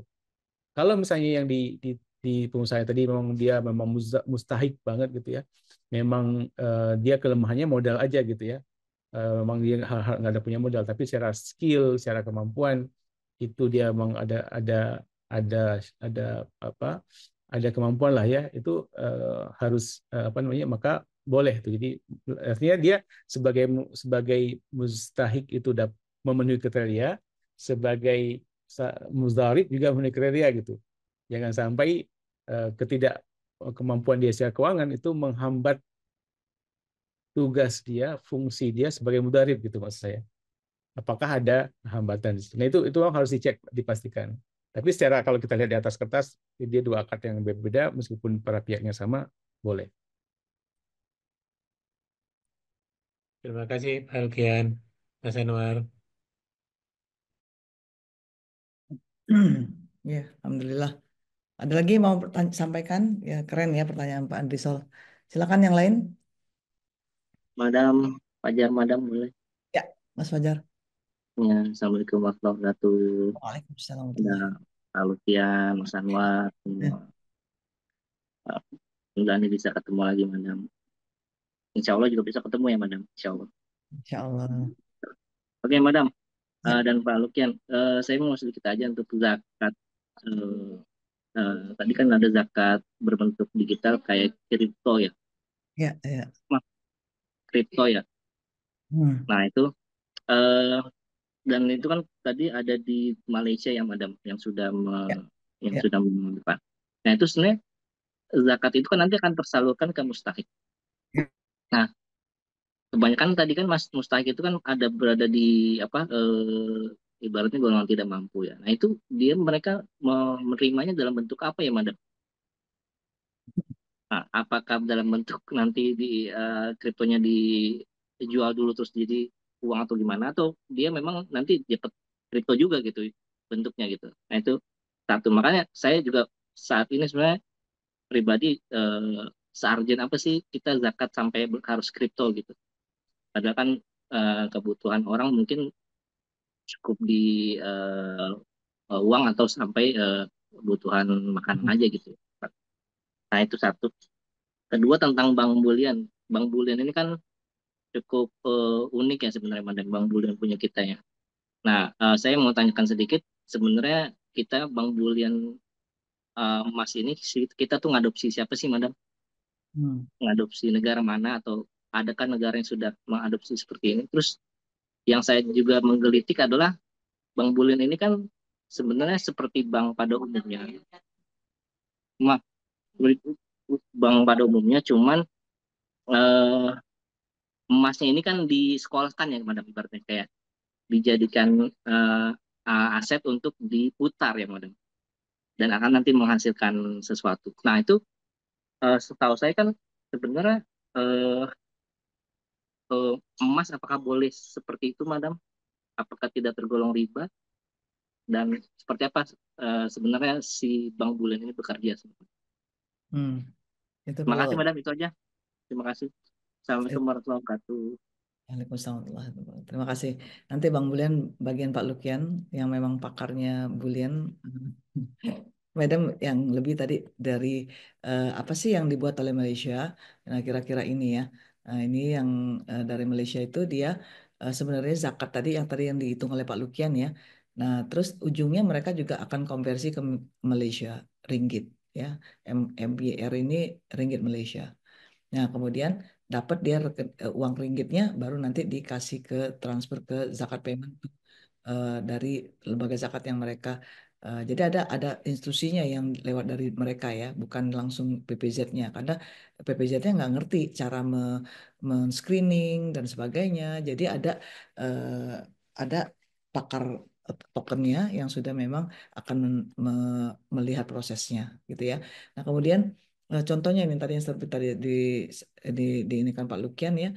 Kemudian dia juga akan buat misalnya dari sisi ini ya apa namanya.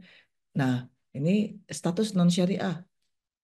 Nah, ini di sini ada token hold, di hold dulu misalnya. Nah, ini ada juga. Nah, ini juga ada untuk yang hitungan kalau misalnya digital assets ya. eh, dia pengen bayar to pay dia zakat through digital assets ya. Nah, makanya misalnya Solana dan Ethereum which are considered to have the largest user bases in this area. Ya, di dua ini ya. Nah, caranya gimana? Calculate crypto zakat through Sharelight platform. Ya, sudah ada tuh platform yang tunjukkan Pak Lukian tadi. Pay zakat through smart contract, Ethereum, Solana using USDT. Kemudian the payment will be received into ShareLife crypto wallet, crypto exchange, and ShareLife will buy XRP Ripple from the market crypto exchange. Dia juga beli lagi.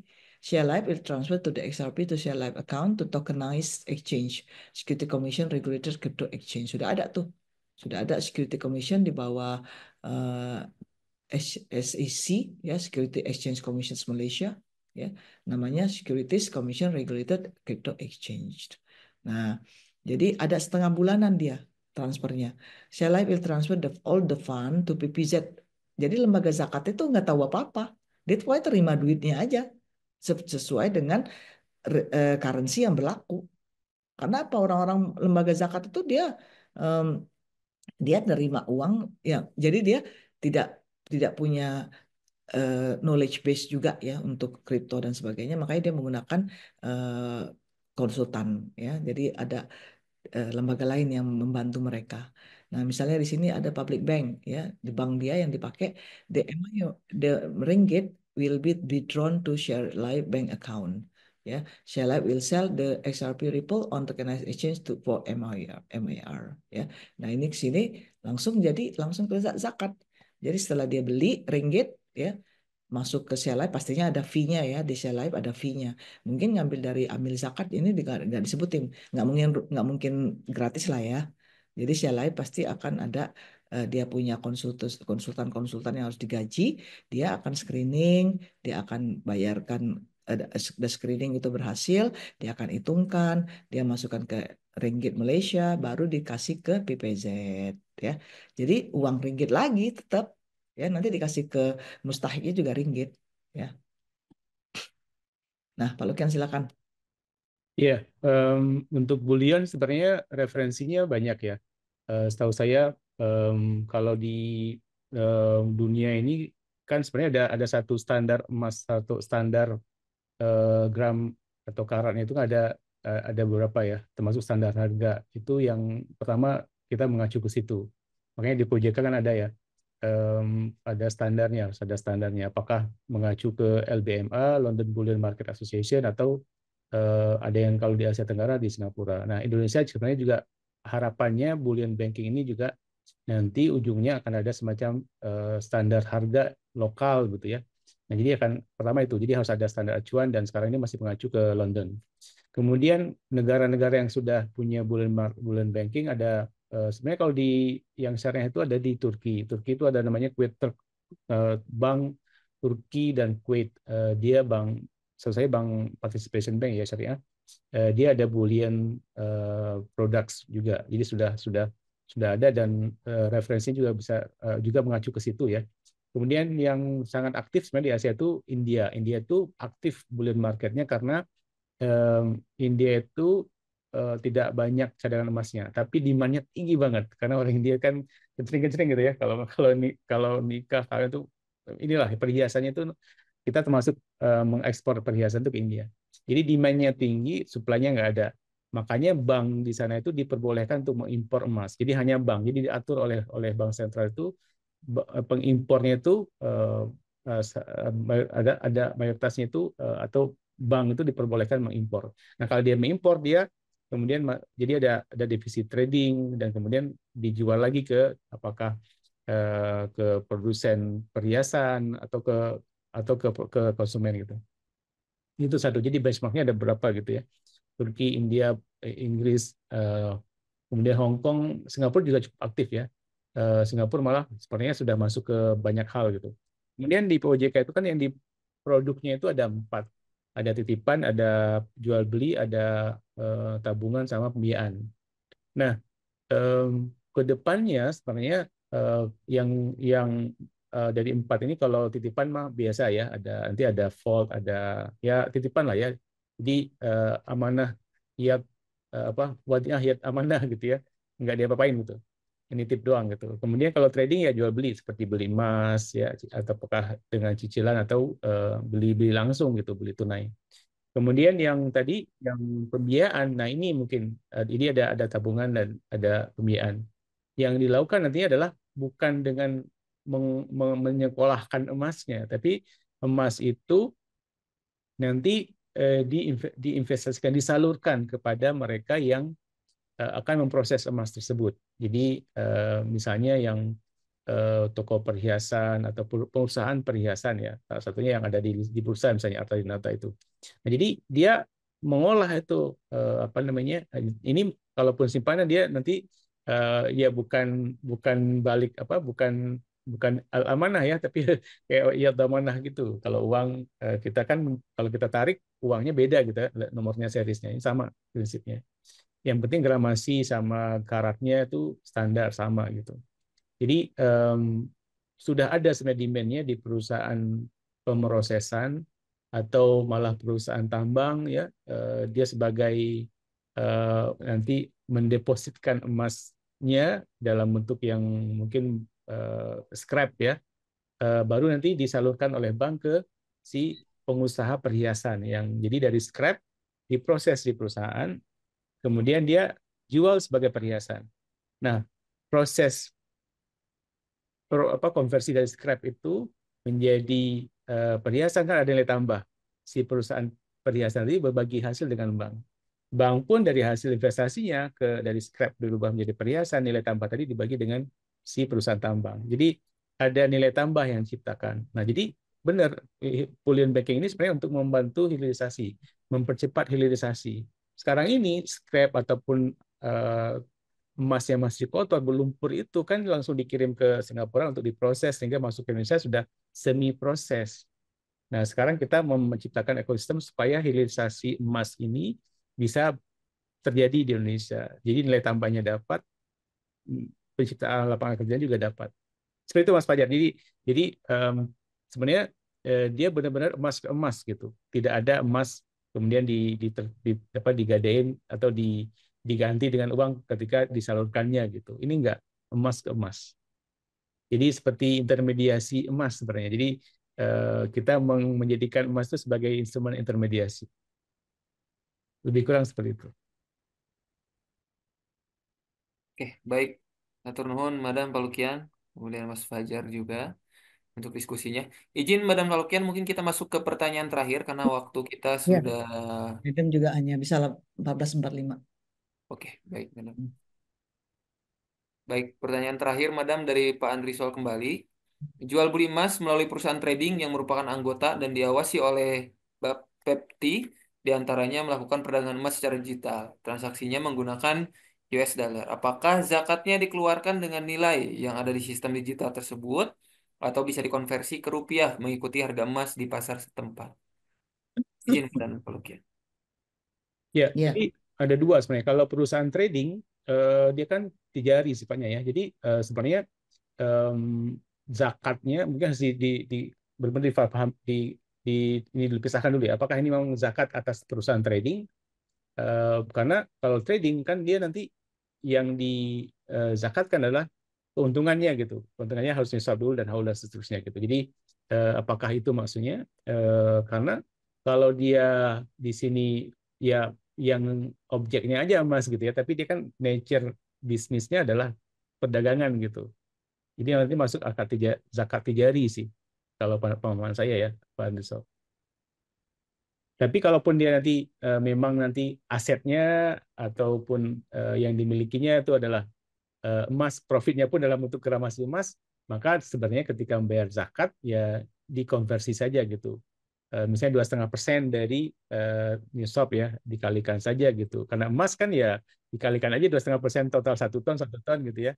Nah ketika menyalurkannya 2,5% dari 1 ton itu atau 100 kilo lah ya atau berapa lah ya itu rupiahnya berapa gitu. Jadi dia sebenarnya bisa langsung aja tarik emasnya 2,5% emas dari berapa dapatnya misalnya 1 kilo lah ya zakatnya ya 1 kilonya itu um, kalau memang bisa mau nyerahin zakat sebagai zakat emas 1 kilo ya nggak masalah. Tapi kalau mau kayak tadi ya kripto tadi dikonversi ke ringgit atau ke rupiah ya boleh saja gitu. Karena kan nanti si Basnas pun kan dia tetap konversi ketika menyalurkannya gitu.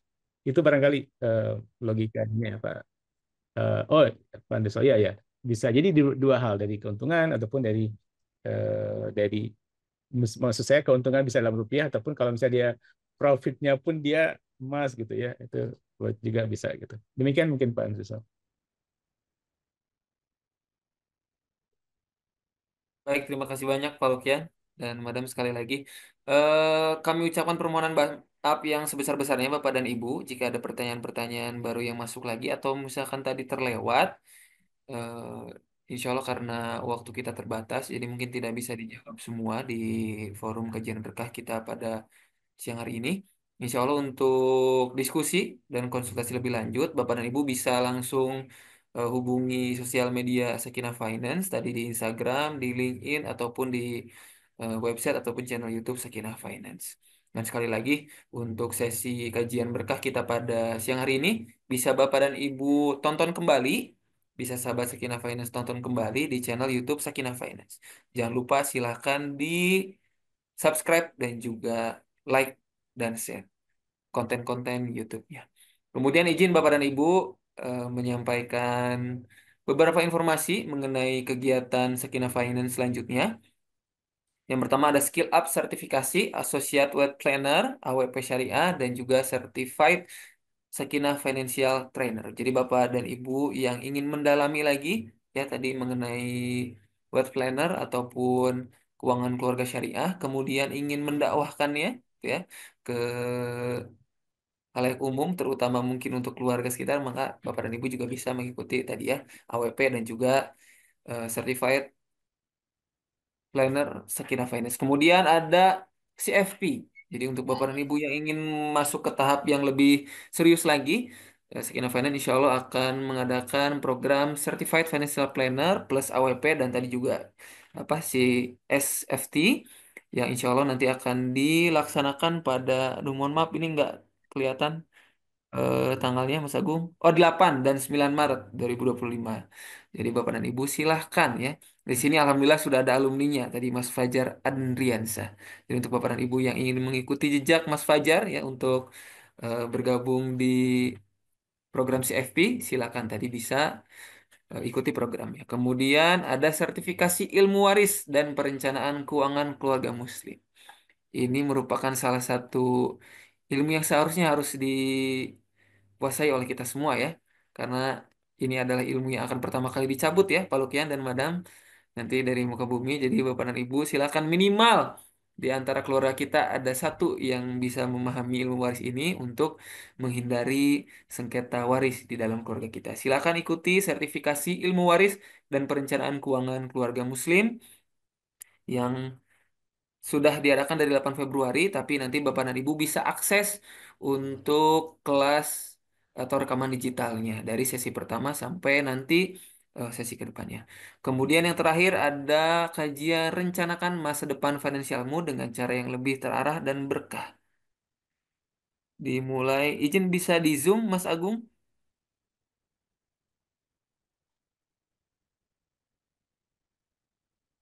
Oke, itu ya Bapak dan Ibu. Silakan Bapak dan Ibu ikuti info lebih lengkapnya lagi mengenai seluruh agenda Sakinah Finance tadi ya di website sakinafinance.com, kemudian di Instagram Sakinah Finance, di LinkedIn Sakinah Finance, Facebook dan juga Twitter. Jangan lupa silahkan subscribe, like, dan share juga konten-konten yang ada di channel YouTube-nya. Bagi Bapak dan Ibu yang ingin konsultasi jauh lebih lanjut lagi, juga silakan Bapak dan Ibu download aplikasi Halo Sakinah di device-nya masing-masing. Nanti Bapak dan Ibu dan bisa langsung konsultasi dengan Madam, Pak Lukian, dan juga ahli perencanaan keuangan syariah yang lainnya. Untuk Bapak dan Ibu tadi yang bingung cara ngitung zakatnya seperti apa, juga bisa nanti langsung silahkan download aplikasi Sobat Syariah. Bapak dan Ibu bisa akses kalkulator zakat, kemudian bisa juga menunaikan zakat di aplikasi Sobat Syariah. Infak, sedekah juga, wakaf, dan lain sebagainya. Baik Bapak dan Ibu, terima kasih banyak atas waktu dan kesempatannya. Bapak dan Ibu telah bergabung dalam kajian berkah siang hari ini. Semoga Allah catat sebagai pahala dan menjadi ladang keberkahan untuk kita semua, gitu ya, menjadikan ngabuburit kita menjadi ngabuburit yang penuh keberkahan dan faidah. Sebelum kita keluar dari forum ini, izin Bapak dan Ibu, eh, kami mohon kesediaannya untuk menyalakan fitur kamera. Kita akan foto bersama terlebih dahulu. Sekali lagi izin kesediaannya Bapak dan Ibu untuk menyalakan fitur kameranya. Kita akan mengadakan sesi dokumentasi atau foto bersama terlebih dahulu.